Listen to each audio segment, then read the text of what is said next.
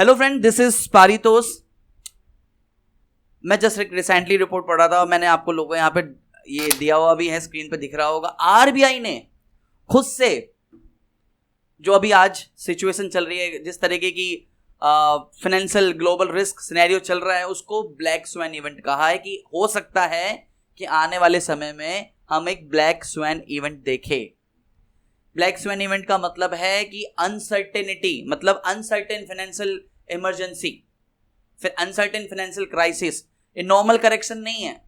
2008 में जो देखा था, जिसमें लेमन ब्रदर्स फेल्ड हुआ था, बैंकरप्ट हुआ था, उन्होंने हाथ खड़ा कर दिया कि हमारे पास तो पैसा नहीं है, उसी तरीके के इवेंट को ब्लैक स्वैन इवेंट कहा जाता है, जहां चीजें बता के नहीं होती है, आपको पता भी नहीं चलेगा और वो हो गया, जैसे 2008 में हुआ था। तो आरबीआई ऐसा कह रहा है उनकी न्यूज में, मैंने हालांकि काफी सारी न्यूज ने पब्लिश करा है कि study by the Reserve Bank of India has spoken about the possibility of capital outflow to the tune of 100 billion, around 7,80,000 crore from India in case of major global risk scenario और a black swan event. इस black swan event का जो theory था, basically mister Nassim Nicholas Taleb 2001 में इन्होंने किया था। इनकी एक बुक भी पब्लिश हुई थी, द ब्लैक स्वैन, 2007 में, काफी पॉपुलर बुक थी। उसमें ये इस वर्ड को मेंशन किया गया था। 2008 हुआ, 2001 हुआ, आपका ये डिवैल्यूएशन के टाइम पे हुआ था। यूएन का जब वैल्यू, यूएन करेंसी डिवैल्यूएशन हुई थी, ब्रेक्सिट के टाइम पे था। उन सब इवेंट्स को इनको ब्लैक स्वैन इवेंट कहा गया है। तो यही एक्सपेक्ट किया जा रहा है। आरबीआई खुद से ये फ्लैग कर रहा है कि हो सकता है कि आने वाले समय में भारत से $100 बिलियन कैपिटल आउटफ्लो हो, और ये बहुत बड़ा अमाउंट है। आपके जीडीपी का तकरीबन 2 से 3% का पार्ट है, ये उसका हिस्सा है।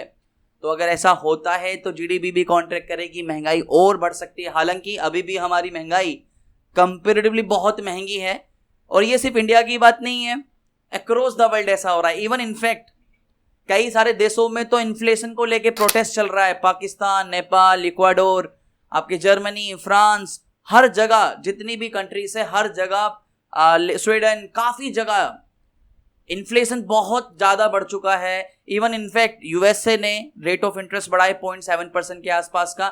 ये 28 सालों में पहली बार ऐसा हो रहा है। 28 साल में पहली बार हमने इन्फ्लेशन इतना तोड़ा है, यूएसए की बात करें अगर फेडरल ने। और इस चीज को काउंटर करने के लिए वो इंटरेस्ट रेट्स बढ़ाए जाते हैं।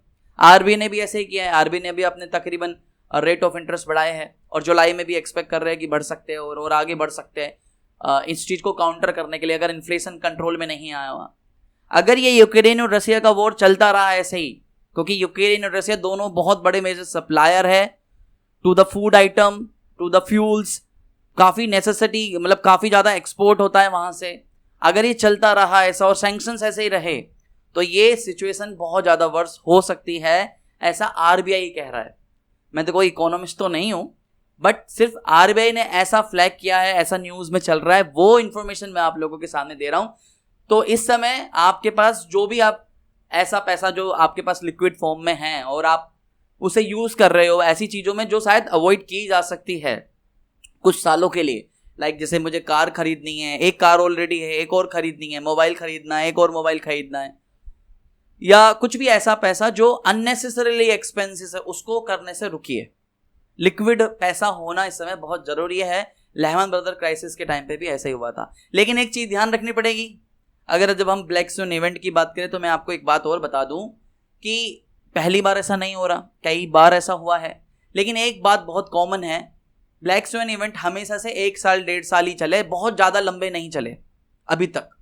और जब भी चले हैं, खत्म होने के बाद 2 सालों के बाद मार्केट ने बहुत से रिटर्न्स भी दिए। अगर आप एक इन्वेस्टर पॉइंट ऑफ व्यू से देख रहे हो वीडियो को, इन्वेस्टमेंट पॉइंट ऑफ व्यू से इस नजरिए को, इस रिपोर्ट को पढ़ रहे हो, तो समझ रहे हो, तो 2 सालों में, अगले 2 सालों में मार्केट ने बहुत से रिटर्न्स भी दिए। तो अगर आपका इन्वेस्टमेंट है, जो भी पैसा आपने लगाया है स्टॉक मार्केट में या किसी भी दूसरी एसेट क्लासेस में, अगर आप उसको 3-4 साल के लिए होल्ड कर सकते हो, तो फिर इतनी आपको पैनिक सिचुएशन नहीं लेनी चाहिए। मैं आपको मैं आपको डिमोटिवेट नहीं करना चाहता, लेकिन फिर भी ये इन्फॉर्मेशन है, मैं आप लोगों के सामने शेयर करना चाह रहा हूँ। लेकिन अगर आप शॉर्ट टर्म के लिए पैसा लगा के रखे हो स्टॉक मार्केट में कि हाँ अब तो बनेगा पैसा, मार्केट बहुत नीचे गिर गया, अब तो बढ़ जाएगा, 6 महीने में डबल हो जाएगा, ऐसा मत सोचना।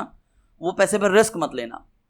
इनफैक्ट इवन मैं तो आपको ये भी सजेस्ट करूंगा, क्योंकि रेट ऑफ इंटरेस्ट ऐसे ही कंसिस्टेंटली बढ़ते रहेंगे, अगर ये चीजें कंट्रोल में नहीं हुई तो आरबीआई के पास क्या मेजरमेंट है? आरबीआई के पास सिर्फ इतना मेजरमेंट है। आप आरबीआई किस तरीके से कंट्रोल करेगी? रेट ऑफ इंटरेस्ट के थ्रू।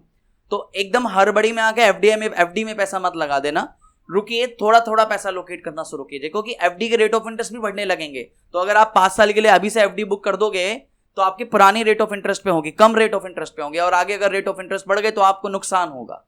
इस टाइम पर अगर आपको डेट फंड में इन्वेस्टमेंट करना है तो ये बेटर टाइम है। डायनेमिक आपके जो अल्ट्रा शॉर्ट टर्म बॉन्ड्स होते हैं, डायनेमिक डेट फंड्स होते हैं, वो ज्यादा बेटर है, क्योंकि वो इंटरेस्ट रेट सिनेरियो को कैप्चर करने में काफी हद तक आपकी मदद करेंगे। लेकिन ये पैसा, जो लिक्विड पैसा आप रख सकते हो वो रखिए, जिस पर रिस्क नहीं लेना चाहते। हाँ, लॉन्ग टर्म पर्टिकुलर व्यू है मेरा 4 साल 3 साल, वो आपका व्यू है, ठीक है, होने दीजिए ब्लैक स्वैन इवेंट, पैसा नीचे जाएगा और डालेंगे, ऐसा ही है।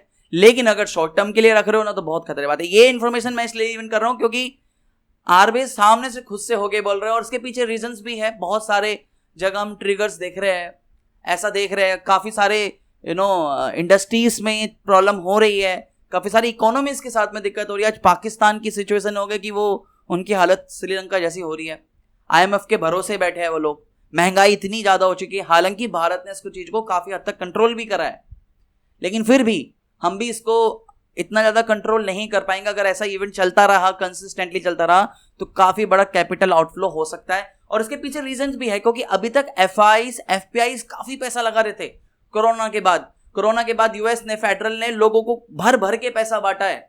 अब वो जब भर भर के पैसा बांटा है, वो पैसा आया कहाँ? वो पैसा इंडियन इकोनॉमी में आया, डेवलपिंग कंट्रीज में आया। कैसे फॉर्म में आया? सेंसेक्स में आया, निफ्टी में आया, पैसा लगाया उन्होंने और मार्केट बढ़ा। लेकिन अब वो पैसा निकाल भी रहे हैं, और अगर ऐसे ही पैसा निकलता रहा तो आरबीआई उसी चीज को कह रहा है कि थोड़ा सा सतर्क रहिए। खैर, ये जस्ट एक नॉर्मल इंफॉर्मेटिव वीडियो बनाई है मैंने, मैं यहाँ पे कोई सजेशन नहीं दे रहा हूँ। बाकी आपका मत, आपका राय अलग हो सकता है, एंड इसलिए मैंने सिर्फ आपको जो नॉर्मली चल रहा है न्यूज़ में वो मैंने आप लोगों के सामने पहुंचाया कि बेसिकली ब्लैक स्वैन इवेंट होता क्या है, आरबीआई क्या कह रहा है कि $100 बिलियन कैपिटल आउटफ्लो हो सकता है। तो इस समय थोड़ा सतर्क रहिए, संभल के रहिए, लिक्विड पैसा अपने पास ज़्यादा से ज़्यादा रखिए, और एफडी में लगाना है तो इमीडिएटली लॉन्ग टर्म की एफडी बुक मत कीजिए, रेट ऑफ इंटरेस्ट और बढ़ सकते हैं जिसका फायदा आपको मिलेगा। स्टॉक मार्केट में बिना सोचे समझे पैसा मत लगाना, जो ऑलरेडी लगा हुआ है पोर्टफोलियो में ठीक है, अगर लॉन्ग टर्म है वेरी मच ओके, अदरवाइज जितना हो सके अगर शॉर्ट टर्म में है और धीरे धीरे होके प्रॉफिट बुक हो रहा है तो प्रॉफिट बुक करके निकलते रहो, क्योंकि ये अनएक्सपेक्टेड था कि आरबीआई ऐसा कुछ कहेगा। तो खैर, आज के लिए इतना ही था। आई होप इस वीडियो से शायद कुछ मदद मिलेगी। लाइक कर देना, चैनल सब्सक्राइब कर लेना अगर इस तरीके की इन्फॉर्मेशन चाहिए आगे भी, और हम इसी तरीके से पर्सनल फाइनेंस, इकोनॉमिक्स पे बातें करते हैं। नेक्स्ट वीडियो मिलते हैं नए टॉपिक के साथ, तब तक धन्यवाद। वंदे मातरम, जय हिंद।